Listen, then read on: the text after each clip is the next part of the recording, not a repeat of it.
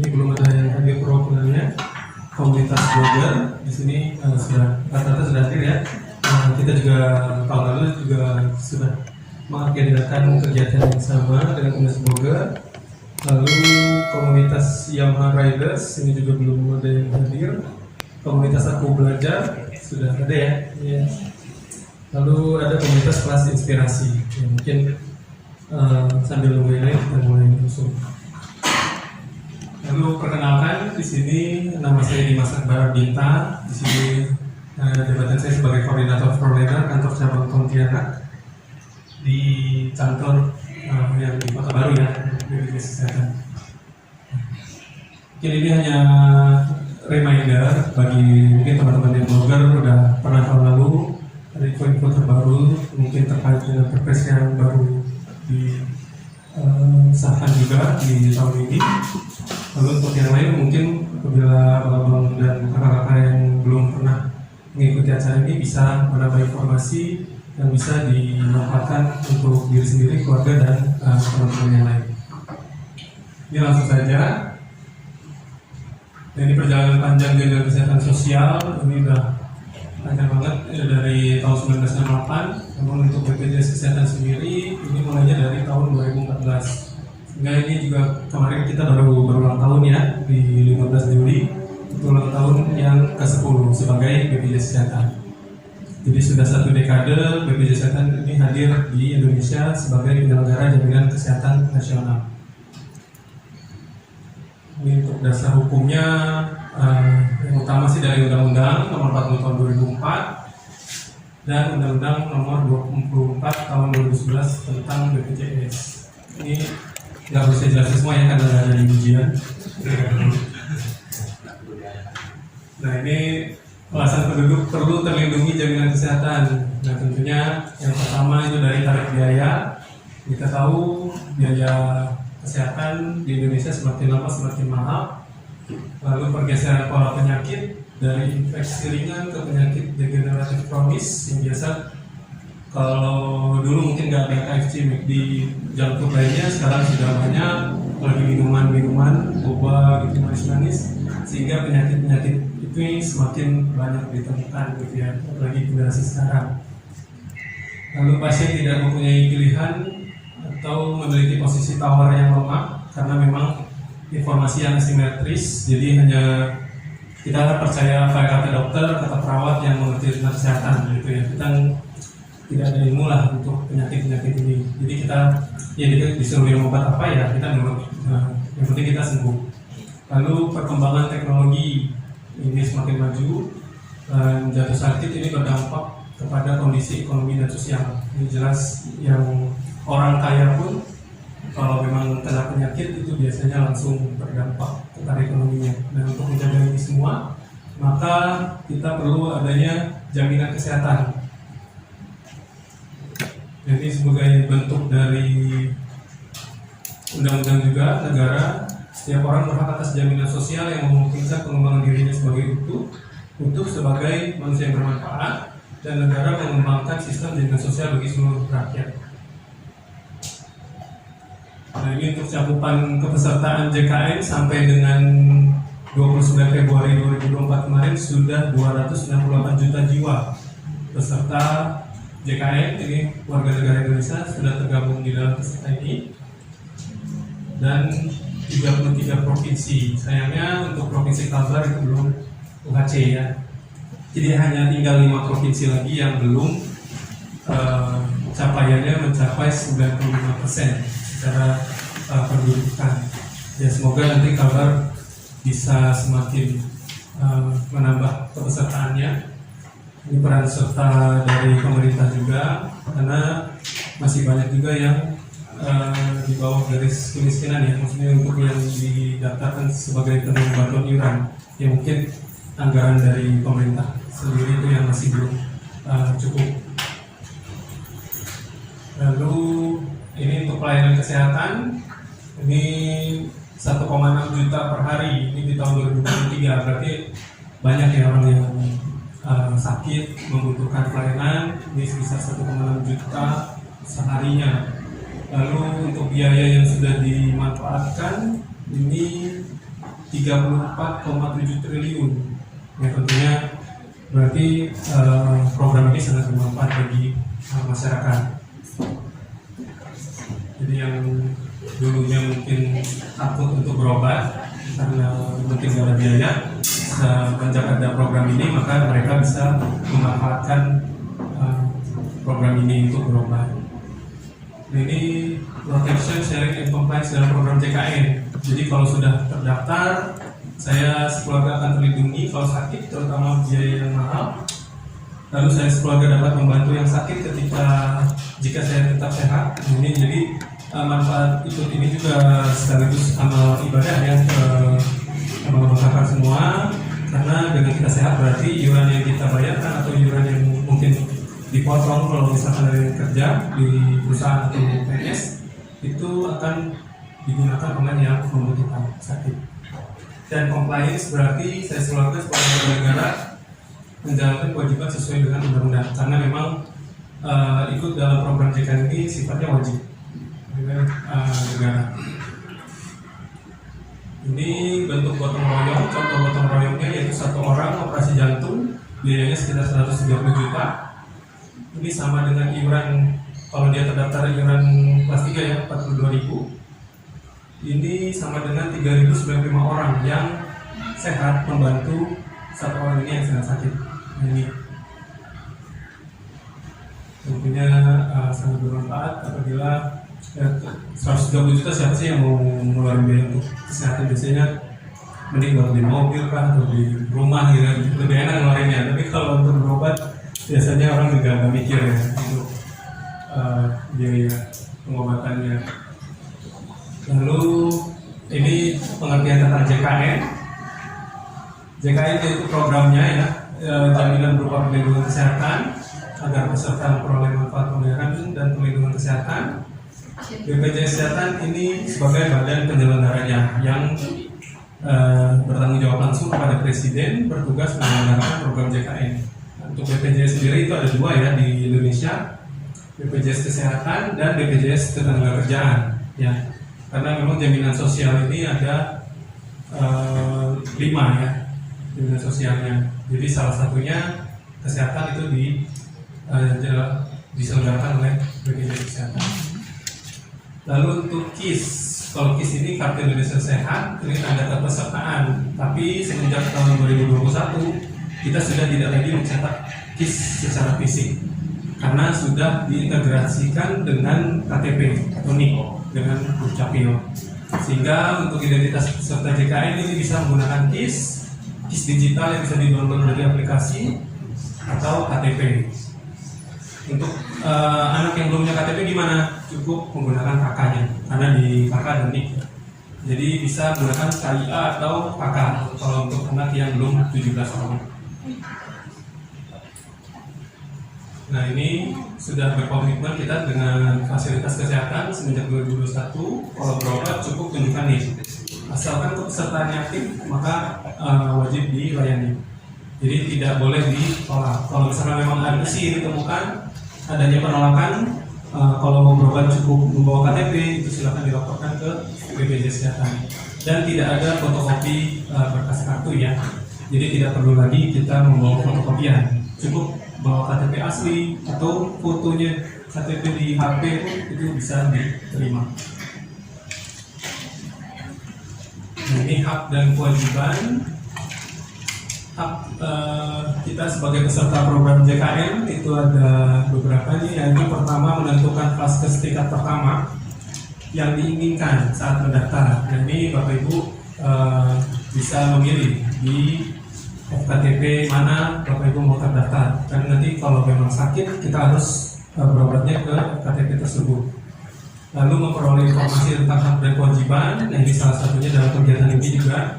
Lalu mendapatkan perlindungan data pribadi yang diserahkan kepada BPJS Kesehatan.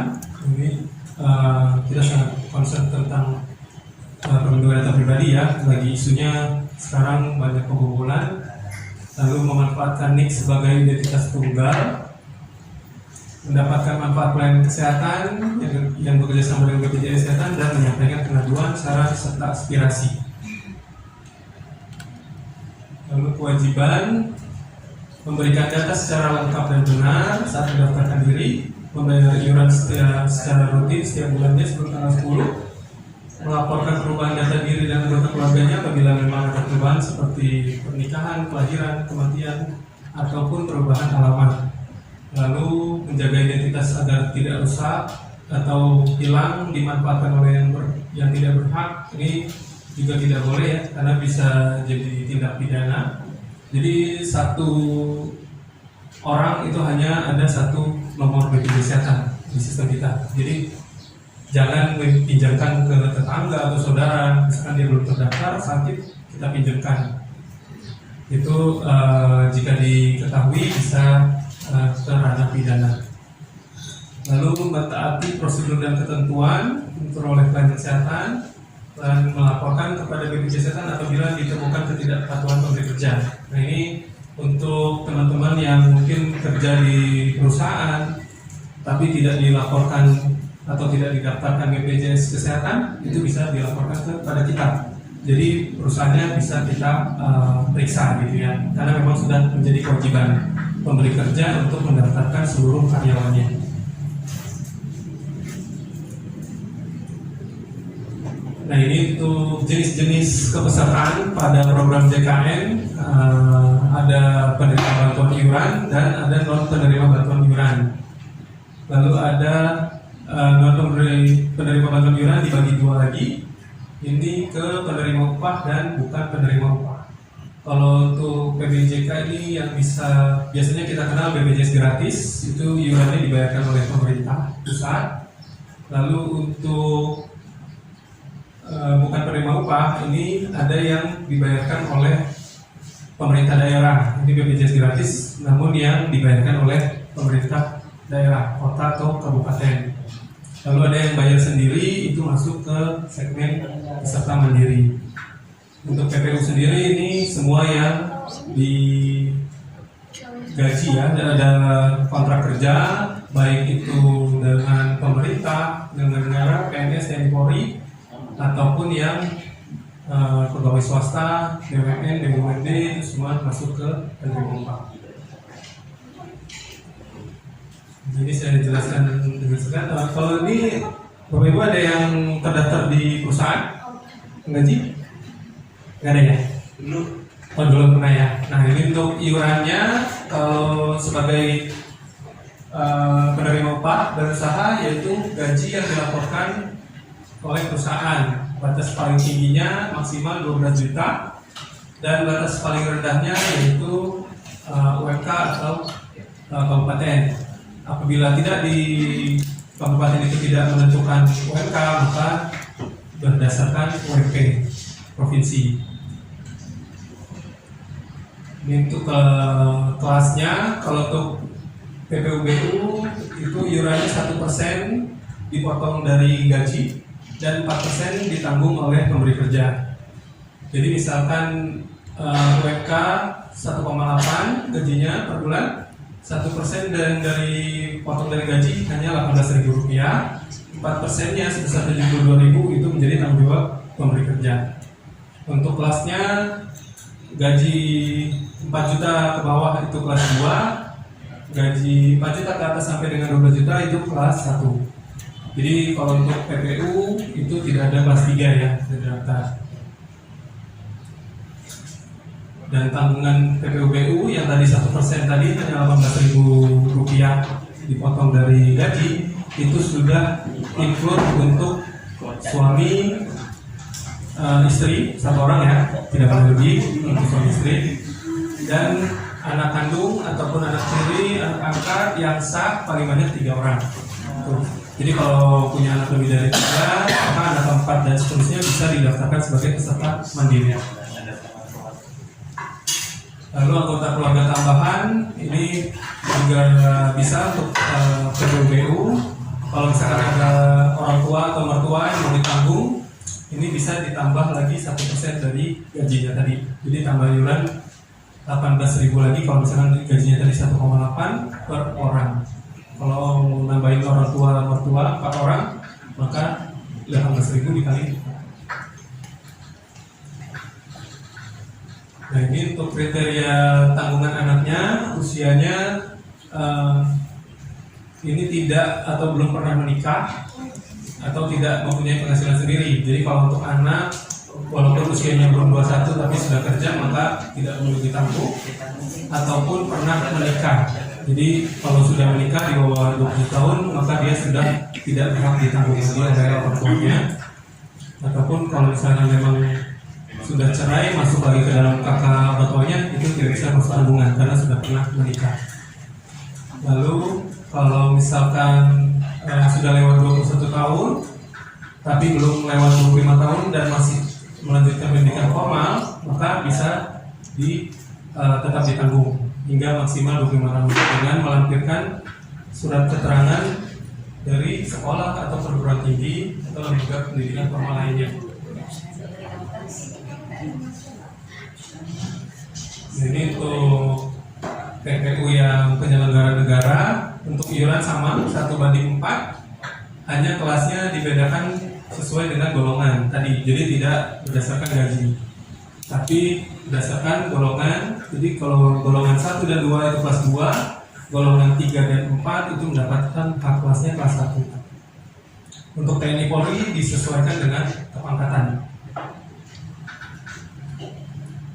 Ini untuk syarat pendaftaran. Apabila nanti ini ada keluarga atau teman-teman atau Bapak Ibu sekalian ada yang keterima PNS P3K atau TNI Polri, ini cukup menyiapkan NIK, KTP elektronik, dan SK yang memuat golongan pangkat, satker, dan gaji tunjangan terakhir.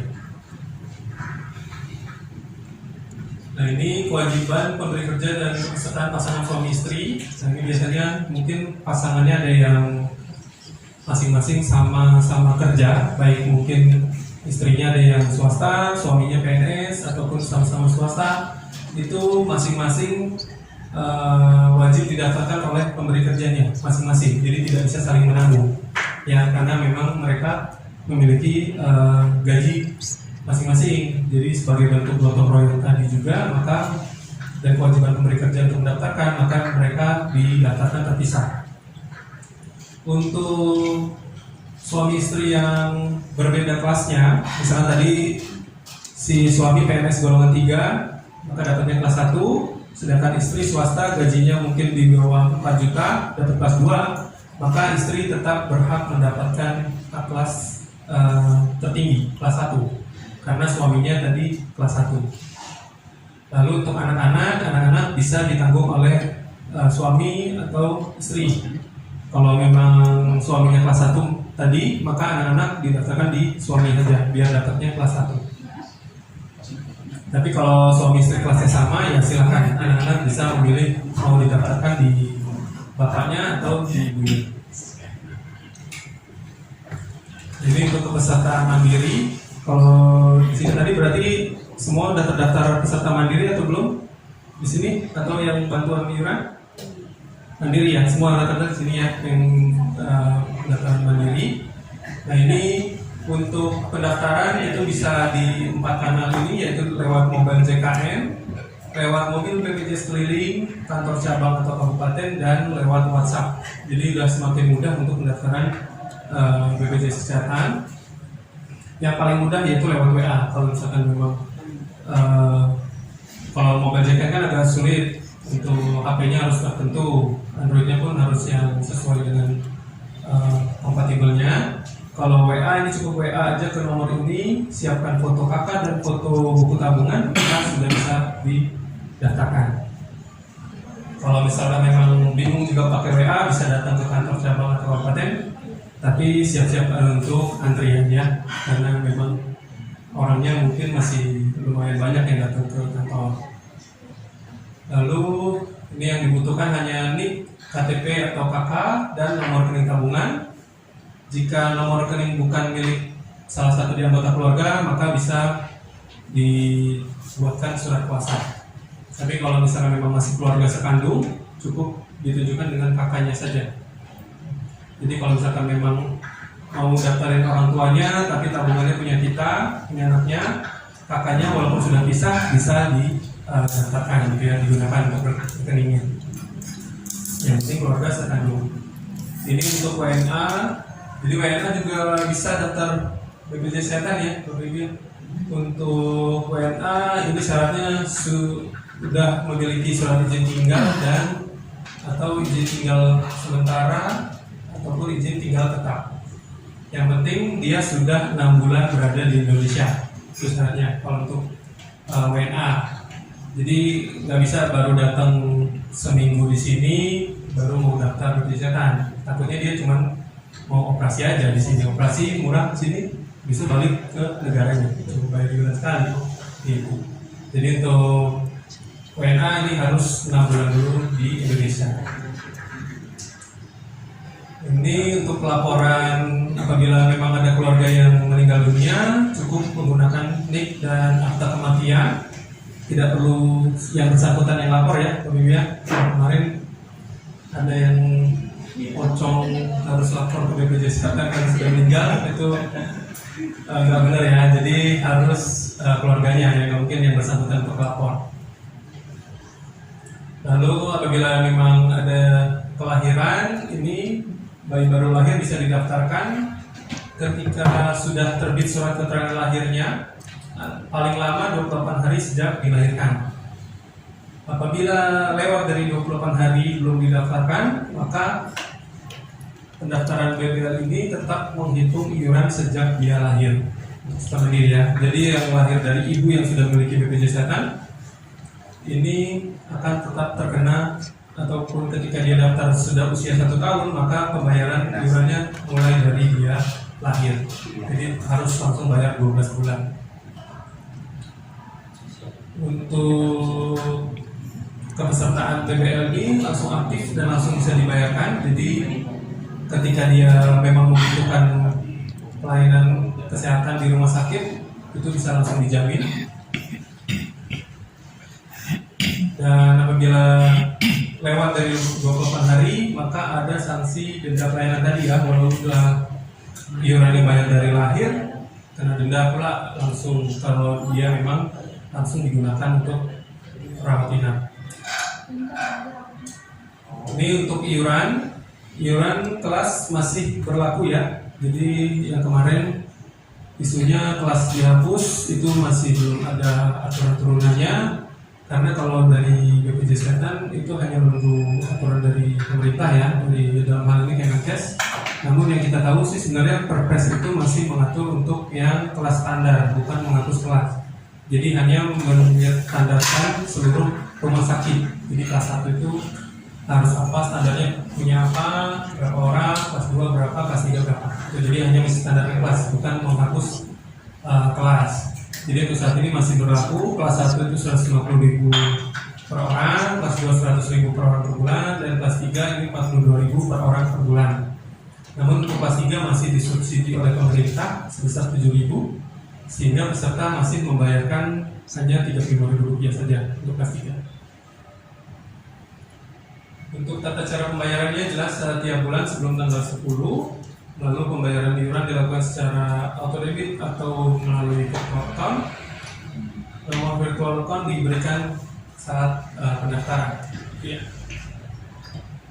Jadi kalau untuk bayar itu tidak bisa menunjukkan KTP. Kalau bayar tetap harus nomor virtual account yang diberikan. Untuk kanal pembayaran ini sangat banyak.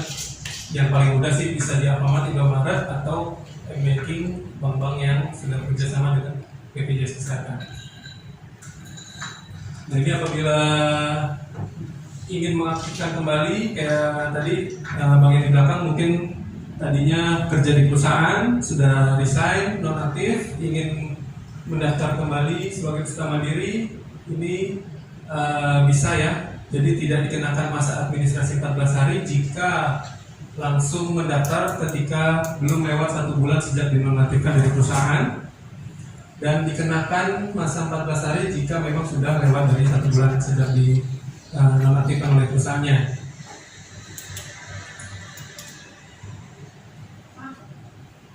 Nah, ini denda pelayanan. Untuk denda pelayanan ini apabila peserta tadi telah membayar iuran lewat dari 1 bulan. Kalau untuk PPUBU ini apabila memang perusahaannya telah 1 bulan, maka perusahaannya yang akan membayar dendanya. Kalau peserta mandiri, ya dendanya menjadi tanggung jawab si keluarga peserta.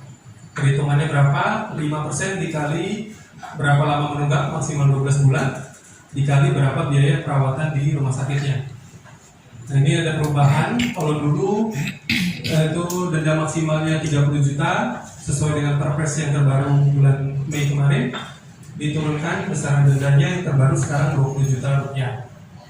Dan kalau dulu itu selama masa 45 hari ini, kalau si peserta berobatnya 2 kali ataupun 3 kali selama masih di hari 45 ini, maka dendanya harus terus dibayarkan. Jadi misalkan hari pertama dia berobat di rumah sakit kota, terus sudah sembuh selesai, hari ke-10 ternyata sakit lagi, masuk ke rumah sakit kota lagi ataupun rumah sakit lain, maka dendanya menghitung lagi. Tapi dengan Perpres yang kemarin itu cukup 1 kali denda saja. Jadi sekarang apabila sudah bayar denda pertama kali, misalkan hari 30 berobat lagi, dendanya itu bisa dihapuskan. Jadi cukup bayar 1 kali denda saja sekarang. Ini untuk contoh, misalkan untuk biaya perawatan 10 juta dan dia sudah menunggak lebih dari 1 tahun, maka besaran denda yang harus dibayarkan itu sebesar 6 juta rupiah. Ya. Jadi kalau rutin bayar, ya tentunya 6 juta ini tidak harus dibayarkan oleh peserta gitu ya. Atau di hari ke-46 baru digunakan itu, maka denda sudah tidak perlu atau sudah tidak ada lagi.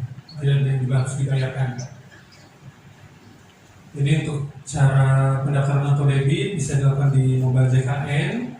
Ini supaya Bapak Ibu lebih mudah, jadi tidak perlu tiap bulan ke Indomaret atau Alfamart. Lalu juga bisa daftar auto debit lewat e-commerce, aplikasi GoPay, Gojek, Tokopedia, Mobile Cash atau GoWallet. Ini bisa juga, ini tinggal beli saja. Dan ini untuk yang tunggakan lebih dari 4 bulan bisa ikut rehab, rencana pembayaran iuran bertahap. Nah, ini Bapak Ibu bisa cicil. Jadi tunggakan yang lebih dari 3 bulan, 4 sampai dengan maksimal 24 bulan, itu bisa dicicil maksimal 12 kali. Cara pendaftarannya itu bisa lewat aplikasi mobile JKN atau ke kantor cabang ke jajaran terdekat, atau juga bisa telepon ke 165.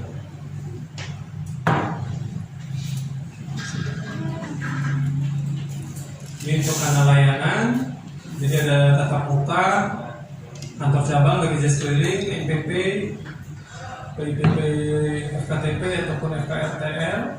Lalu untuk non tatap muka yang via online itu bisa lewat website, Aman JKN, Mobile JKN, BPJS Online, Care Center, QR Code, ini di FKTP ataupun di aplikasi lapor. Ini biasanya untuk informasi dan pengaduan. Dan Pandawa, ini yang via WhatsApp tadi ya. Jadi untuk layanan di kantor cabang ini hampir semuanya sama ya. Kalau untuk layanan ini bisa semua yang tatap muka. Hanya kalau untuk mobil keliling yang tidak bisa rekonsiliasi atau penghapusan iuran itu hanya bisa dilakukan di kantor cabang. Untuk 165 itu bisa cek status, cek tagihan, pelayanan administrasi dan informasi atau pengaduan, dan pendaftaran rehab. Ini 24 jam ya, care center kita.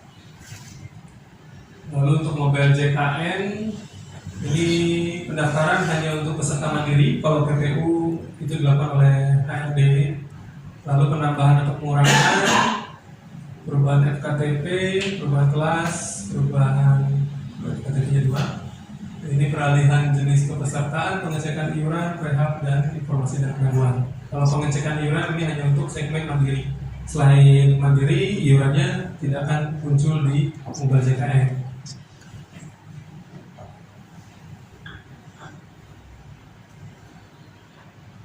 Ini untuk Aman JKN, ini anjungan mandiri ada di kantor cabang saat ini. Ini jadi kalaupun datang ke kantor cabang tidak perlu ngantri kalau hanya untuk pengecekan status, tagihan, informasi VA, pencarian lokasi Vaskes ataupun perubahan data Vaskes dan kelas. Jadi kalau hanya perubahan Vaskes dan kelas tidak perlu ikut antrian, bisa menggunakan Anjungan Mandiri ini ada di kantor cabang kita. Nah, ini untuk layanan terbaru kita, ini baru berjalan bulan Mei kemarin. Jadi BPJS online namanya, ini karena layanan tanpa tatap muka melalui video conference atau perangkat online untuk peserta yang terkendala akses jaringan.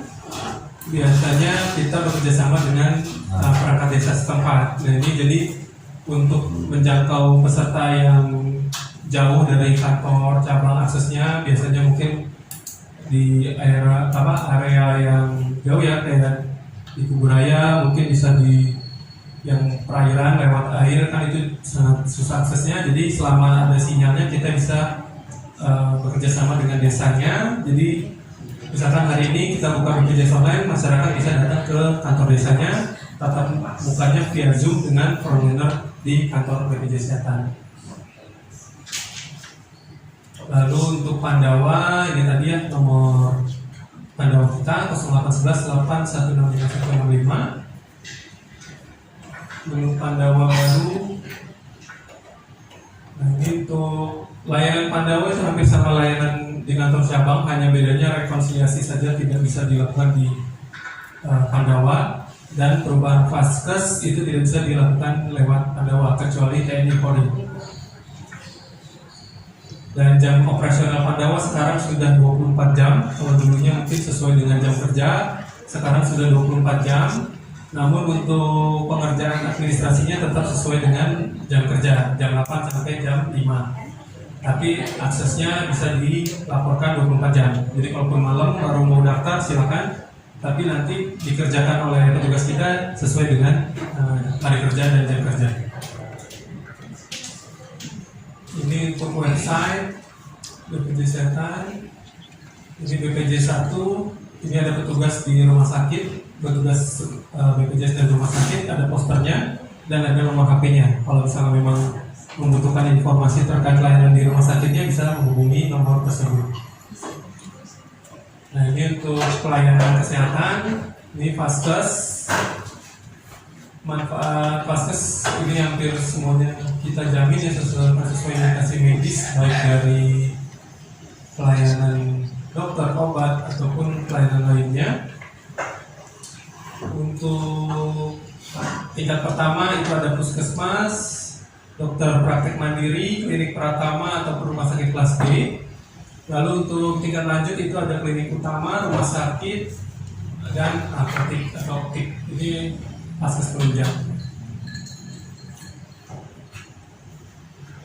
Bermanfaat adalah rawat jalan, rawat inap, gigi, keluarga berencana, kesehatan ibu dan anak, prolanis, program rujuk balik, dan ambulans. Lalu untuk tingkat lanjut ada rawat jalan juga, rawat inap, obatan, alat kesehatan, dan ambulans. Jadi tentunya yang tidak sesuai dengan ketentuan dan peraturan perundang-undangan itu jelas tidak bisa dijamin. Yang dilakukan di Vaskes yang tidak kerjasama dengan BPJS Kesehatan kecuali darurat itu jelas tidak bisa dijamin. Penyakit atau cedera akibat kecelakaan kerja, nah ini ranahnya ke BPJS Ketenagakerjaan. Atau kalau TNI Polri itu ada di, atau PNS itu di Taspen, Taspen Asabri itu masuknya ke sana. Lalu yang dijamin oleh program kecelakaan lalu lintas, nah ini penjamin pertamanya jasa harja. Layanan yang dilakukan di luar negeri, yang jelas belum ada yang kerjasama. Untuk tujuan estetik, ini untuk kecantikan ya, jadi operasi plastik, sulam bibir, apa sulam paris, itu nggak bisa pakai CDE. Lalu untuk mengatasi infertilitas, ini untuk kesuburan atau memiliki anak seperti bayi tabung atau dan lainnya itu tidak bisa dijamin. Meratakan gigi atau ortodonsi, ini kayak kalau gigi ya, itu apabila memang tidak ada indikasi medis tidak bisa dijamin. Penyakit akibat ketergantungan obat atau alkohol, itu juga rehabilitasi gitu ya, itu tidak bisa dijamin oleh BPJS Kesehatan.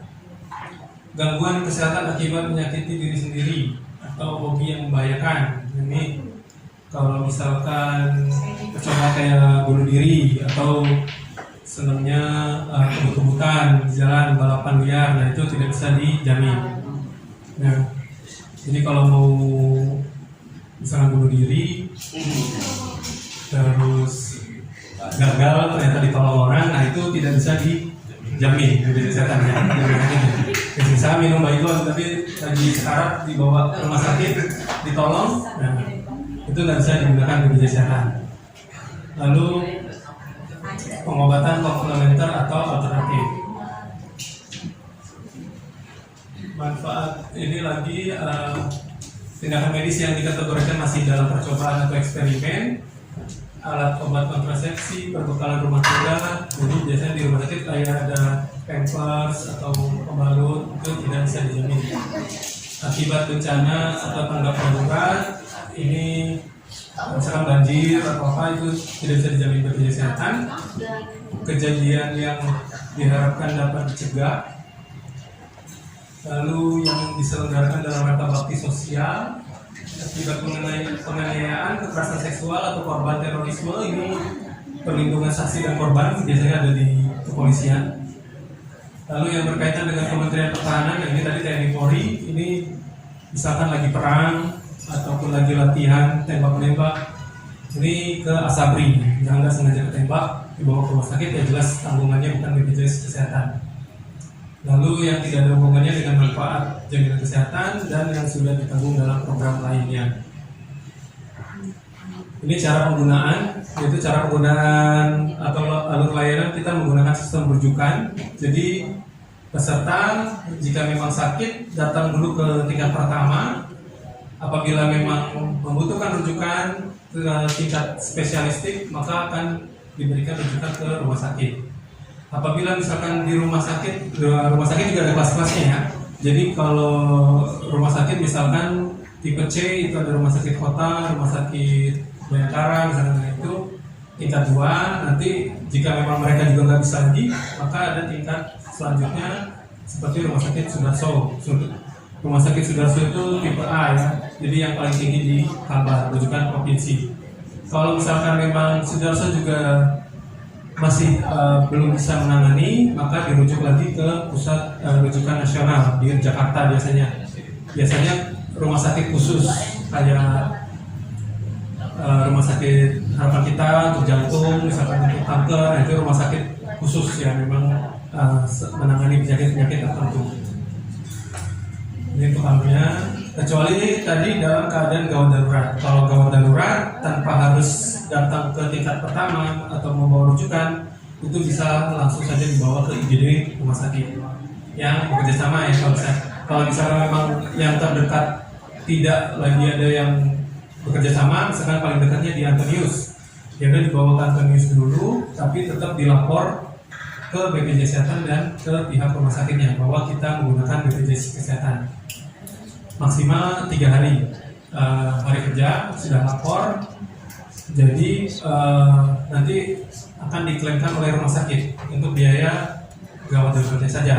Kalau sudah stabil harus dirujuk ke rumah sakit yang bekerja sama, itu ya.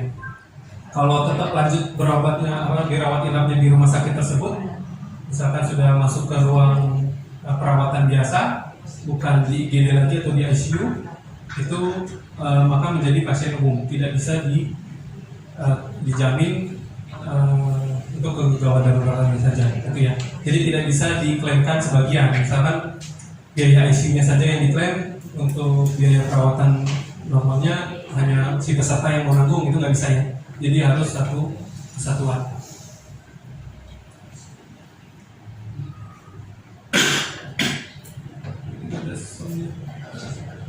Nah ini bagaimana kalau kita lagi ada di luar wilayah. Nah kalau misalkan lagi di luar wilayah, itu peserta mendapatkan hak untuk berobat 3 kali maksimal dalam 1 bulan di Paskes yang saat ini terdekat. Apabila memang gawat darurat bisa langsung ke rumah sakit terdekat dan memanfaatkan itu saja tadi ya, menggunakan KTP. Jadi apabila misalkan memang pesertanya terdaftar di Pontianak tapi lagi ke Jakarta ataupun lagi ke Singkawang, itu sakit, silakan ke KTP terdekat yang bekerja sama di sana. Itu maksimal 3 kali tapi ya. Nanti kalau misalkan memang di puskesnya nggak bisa atau membutuhkan pelayanan di rumah sakit, maka dapat rujukan untuk di rumah sakit yang di sana. Tapi apabila memang pindah ataupun mutasi misalkan ke Singkawang itu lebih dari 1 bulan, maka vaskesnya dirubah saja ke Singkawang supaya berobatnya lebih mudah. Untuk perubahan vaskes ini nanti bisa dilakukan perubahan setiap 3 bulan sekali. Untuk perubahan kelas itu bisa dilakukan perubahan paling cepat 1 tahun setelah terdaftar. Untuk persalinan ini sama alurnya, tetap mendatangi FKTP dulu untuk kontrol kehamilan. Kan hamilan 9 bulan ya biasanya ya. Jadi harusnya sejak usia 3 bulan sudah langsung diperiksa ya per trimester biasanya. Lalu apabila misalkan memang hasil pemeriksaannya ternyata persalinannya normal tanpa penyulit, maka persalinan dilakukan di puskesmas atau bidan jejaring di FKTP terdaftar. Apabila ditemukan penyulit selama kehamilan, maka akan mendapatkan rujukan ke rumah sakit. Seperti mungkin harus sesar, maka dapat rujukan dari FKTP-nya untuk ke rumah sakit. Jadi nggak bisa pilih ya, kalau misalkan memang normal tapi saya maunya sesar, ya nggak bisa digunakan BPJS. Jadi untuk sesar itu harus sesuai dengan indikasi medis. Tapi kalau misalkan memang harus dilakukan sesar, ya maka bisa dijamin kesehatan. Untuk persalinan tidak ada batasan, jadi walaupun anaknya lebih dari 3 tadi, kalau persalinannya tetap kita jamin sampai berapapun. Ya kalau sanggup bikin anaknya, ya bisa kita jamin persalinan.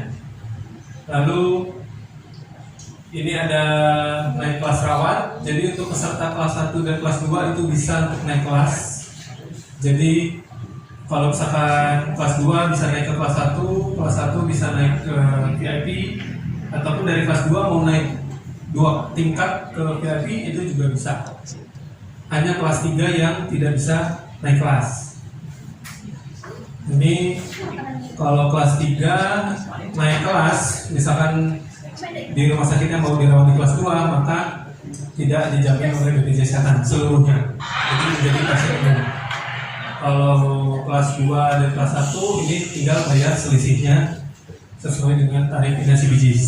Kecuali kalau naik ke VIP, karena kalau BPJS kan hanya sampai dengan kelas 1. Jadi kalau naik ke VIP itu dibayarkan selisihnya paling banyak 75% dari tarif inasi bijis kelas 1. Nah ini selain tadi manfaat pelayanan, kita juga ada manfaat alat bantu kesehatan seperti kacamata.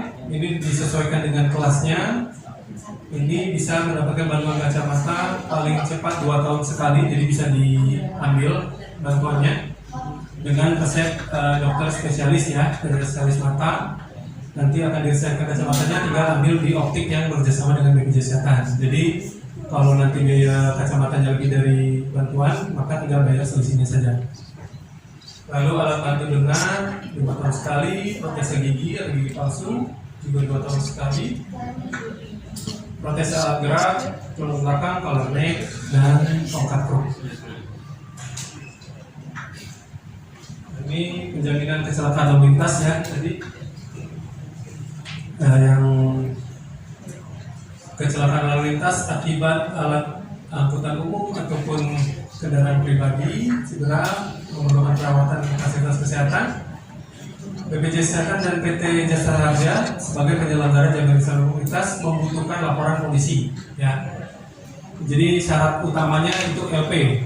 Apabila ada yang mendapatkan musibah kecelakaan, harus membuat LP dulu, laporan kepolisian, lalu dibawa ke Jasa Harja karena penjamin pertamanya Jasa Harja.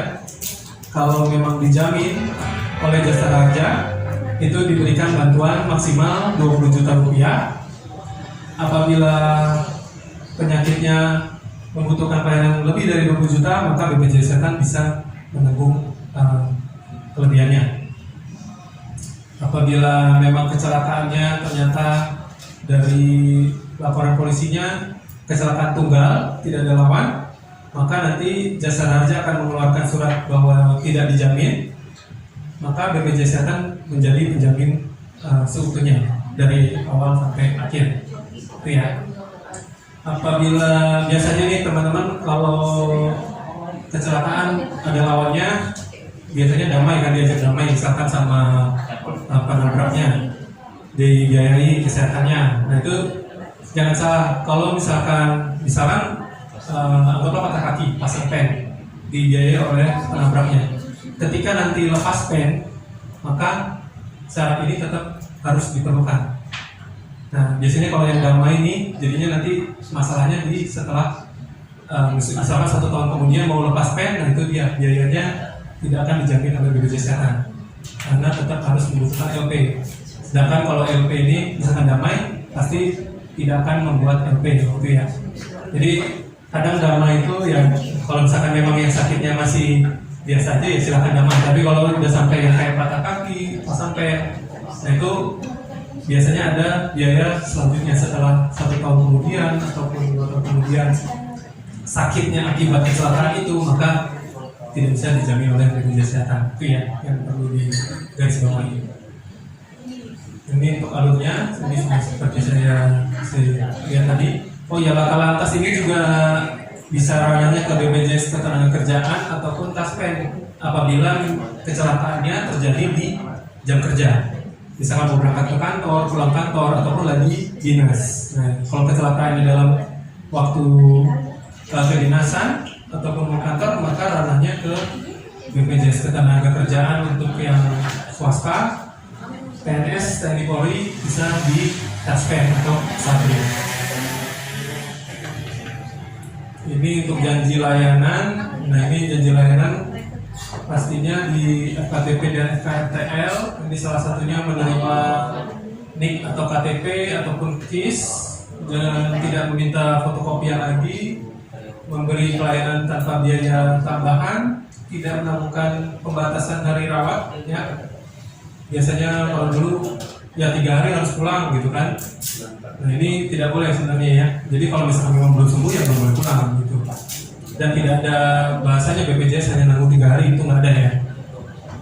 Lalu memberikan pelayanan obat yang dibutuhkan, tidak membebankan peserta mencari obat, dan melayani peserta dengan ramah tanpa diskriminasi. Nah ini janji layanan yang diberikan oleh Vaskes. Apabila memang tidak memenuhi janji-janji ini, bisa dilaporkan ke pengaduan di rumah sakit ataupun di pengaduan di BPJS Kesehatan.